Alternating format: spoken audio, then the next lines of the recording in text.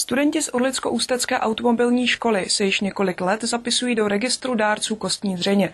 Díky jejich nesobeckosti se tak podařilo zachránit nejeden lidský život. Studenti střední odborné školy a středního odborného učiliště automobilního se již řadu let projevují jako skuteční dospělí lidé, kterým není lhostejný osud druhých. Neváhají se zapsat po dovršení plnoletosti do registru dárců kostní dřeně a absolvovat vyšetření ve fakultní nemocnici v Hradci Králové. Prvotním motivem bylo pomáhat těm nemocným, později z toho se vyklubaly další motivy, to znamená výchovný efekt pro ty žáky. Navíc žáci jsou pod docela důkladným lékařským dozorem. Máme přehled o tom, jestli neberou drogy, těch motivů je víc. Za dobu 5 let, během kterých tento pedagog na Orlicko-Ústecké škole působí, se do registru přihlásilo mnoho mladých lidí. Zpočátku jezdila výprava mikrobusem, v současné době již obsadí celý autobus.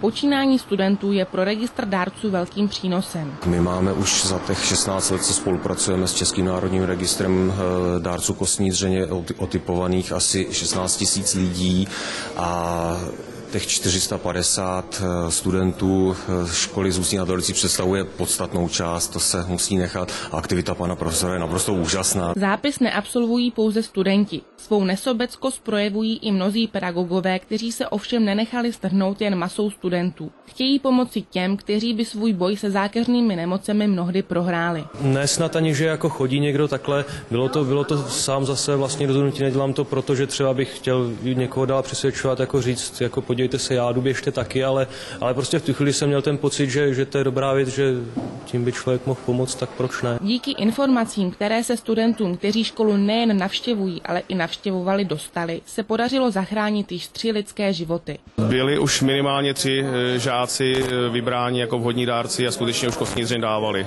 Takže výsledkem jsou 3 zachráněné lidské životy. Mezi lidmi je velmi rozšířen názor, že samotné darování kostní dřeně je velmi bolestivé, ale opak je pravdou. Celý zákrok se provádí 2 způsoby, a sice za celkové anestezie, během které je ze zadní strany pánevní kosti odebráno potřebné množství kostní dřeně, nebo odběrem kmenových buněk z krevní periferie, kde se odběr provádí přímo z napíchnuté žíly. Bohužel informovanost o možnosti zapojit se do tohoto projektu je malá, proto každý, kdo by měl zájem a splňuje kritéria, která jsou dána, má možnost. Musí být starší 18 let, musí být zdravý. Nejraději máme, když je to dárce krve, protože už máme prověřené některé znaky, například infekce, jestli neprodělal infekci žloutenkou nebo jiné choroby.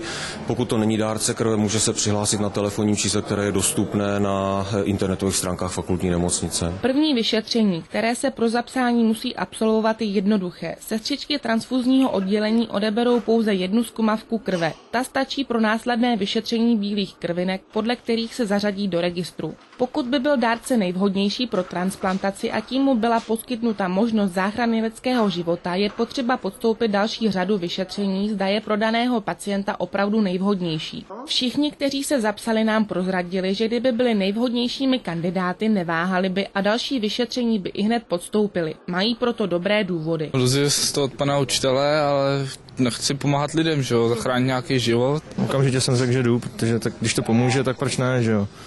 Zdraví je jenom jedno. Že jsem dlouho neudělal žádný dobrý skutek a přijde mně to jako dobrá věc. Určitě bych chtěl zachránit lidský život, kdyby to bylo možná. Byl bych taky velice rád, kdybych měl nějakou nemoc a někdo by mi tu kostní svoji dřeň dal. Studenti této školy prokázali, že mají srdce na pravém místě. Zkusme se proto zamyslet, než odsoudíme někoho, kdo se skrývá za drsným zevnějškem a frajerským vystupováním. Nikdy totiž nevíme, zda nebudeme potřebovat právě jeho pomoc. Pro OIK TV Hana Hlavová.